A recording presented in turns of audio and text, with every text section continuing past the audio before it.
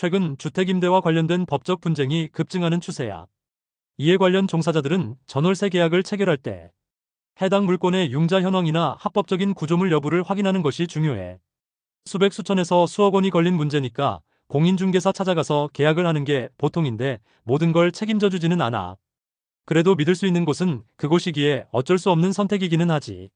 하지만 일부 악의적인 사람들이 문서를 조작하거나 시간적 허점을 이용해 소유권 이전 직전에 융자를 추가로 받는 경우가 있어 주의해야 해. 그럼 개인적으로는 어떤 대응 방법이 있을까?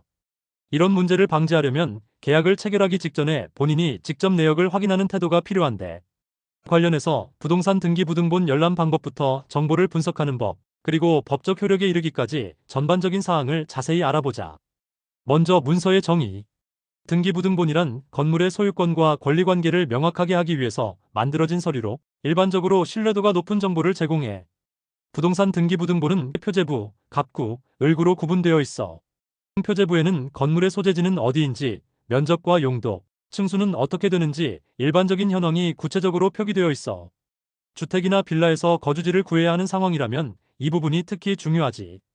건축물의 용도와 층수가 건축물 대장과 일치하는지 불법 개축 여부를 파악해야 해.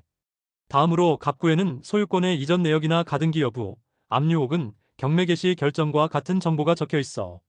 이 부분에서 첫째로 검토할 내용은 마지막에 취득한 사람과 현재 나와 계약하는 집주인이 일치하는지, 신분증에 나온 이름을 대조해 보는 거야. 을구는 집에 설정된 근저당권이나 전세권, 지상권과 같은 정보가 포함되는데, 이 부분이 임대차 계약 시 핵심적인 참고 자료야.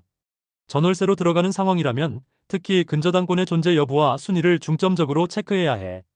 이렇게 각 부분에서 필요한 내용을 꼼꼼히 확인하고 이상 여부를 파악한다면 불의의 사고를 미연에 피해갈 수 있어. 하지만 문서 자체에 법적 효력이 없다는 사실은 알고 있어야 해. 이는 등본이 실제 권리관계를 반영하지 않고 형식적 심사주의를 따르기 때문이야.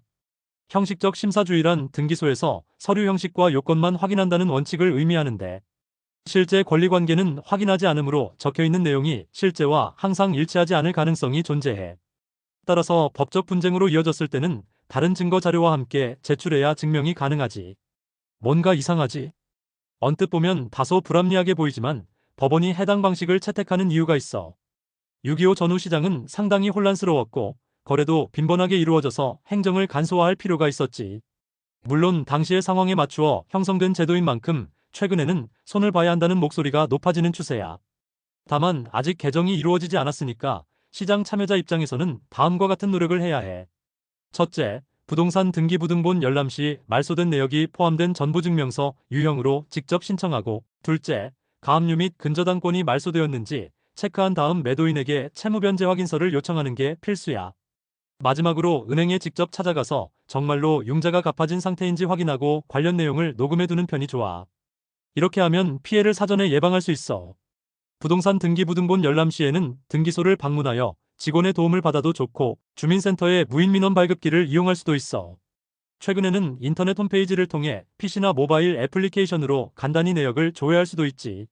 시간과 장소에 구애받지 않고 서류를 확인 가능한 만큼 계약을 앞둔 상황이라면 반드시 확인하는 걸 추천해.